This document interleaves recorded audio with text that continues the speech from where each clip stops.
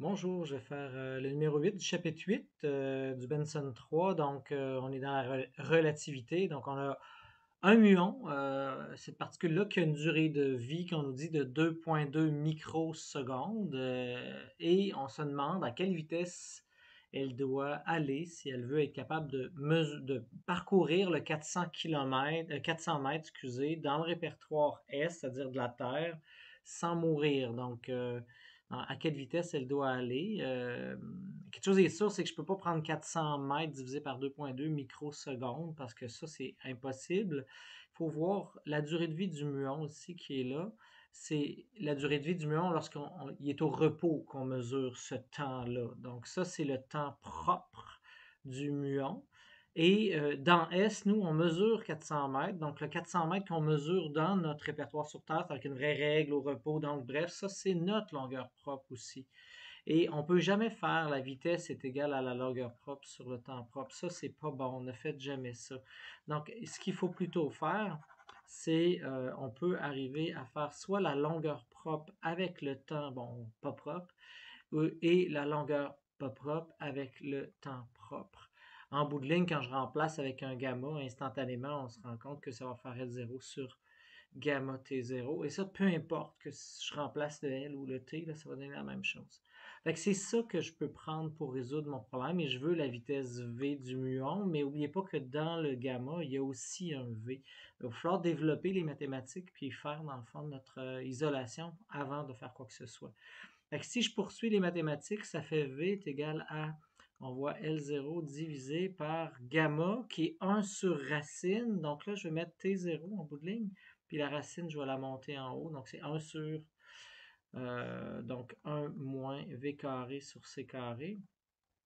Et là, vous serez en mesure de vous amuser avec votre algèbre, là, mais je vais poursuivre rapidement. Donc, naturellement, je vais mettre ça au carré pour enlever ma racine. Donc, ça va faire V carré. On va avoir L0 sur T0 carré carré. Et il va me rester 1 moins V carré sur C carré. Je vous rappelle que ce qu'on cherche à faire, c'est isoler mon V carré.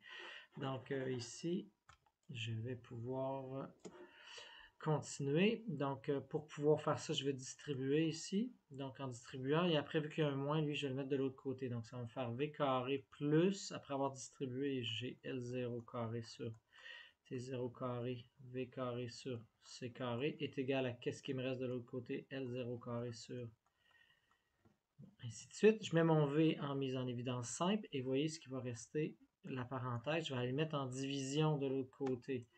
Donc, en bout de ligne, ce que ça va me faire, là, ça va me faire V carré est égal. Bon, je vois que j'ai ça qui est divisé par ma parenthèse qui est 1 plus ça avec le C carré. Donc, c'est ce que je vais faire. Je vais l'écrire comme ça pour commencer. T0 carré divisé par ma parenthèse qui est 1 plus L0 carré sur T0 carré C carré. Donc, est-ce qu'on pourrait simplifier davantage la formule avant de mettre des chiffres là-dedans? On sait qu'on va faire une racine carrée éventuellement. La réponse, c'est oui. Donc, ici, dans le fond, ce que je pourrais peut-être faire, c'est multiplier par T0 carré puis L0 carré, multiplier ici par T0 carré puis L0 carré. De cette façon-là, ici en haut, il va me rester juste 1, puis j'ai rien modifié à ma situation. Et quand je veux faire ça, ben, vous voyez, ça va faire 1 sur, ben, ça ici va aller avec mon 1, c'est-à-dire T0 carré sur L0 carré, plus 1 sur C carré. On va faire la racine carrée de tout ça. Donc ici, on élimine et on fait la racine carrée, ce qui va nous donner la réponse recherchée. Donc je vous laisse mettre les chiffres là-dedans pour suivre le reste, mais c'était un peu d'algèbre qu'il fallait faire là, pour y arriver.